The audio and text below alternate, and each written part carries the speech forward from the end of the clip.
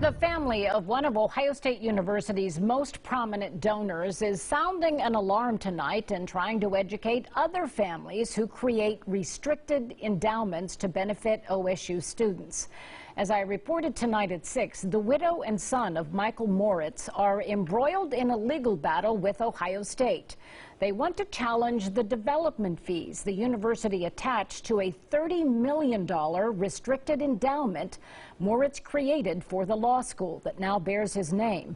Fees they claim other donors need to know about. And it pays for administrator salaries, entertaining donors, banquets, dinners, cocktail parties. It's really just one big slush fund that they use to fund their activities. Jeffrey Moritz says he learned about the development fees attached to restricted endowments at OSU in 2016 when he discovered his father's $30 million gift was down to $23 million. Jeffrey is an investment banker, and by his reckoning, the 15-year-old fund should have grown to more than $50 million.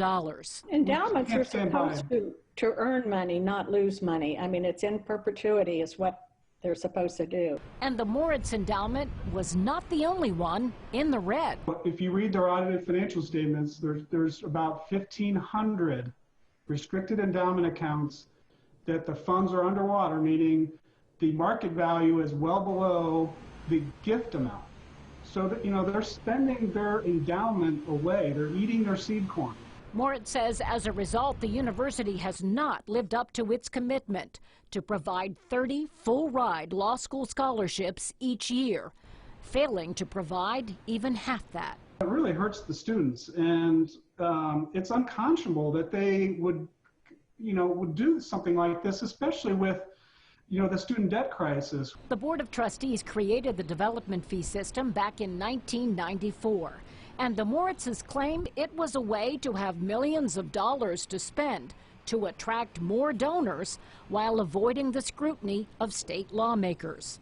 In the minutes from a meeting in May of 1994, a trustee explained this provides a way of funding the next development campaign that protects the general fund.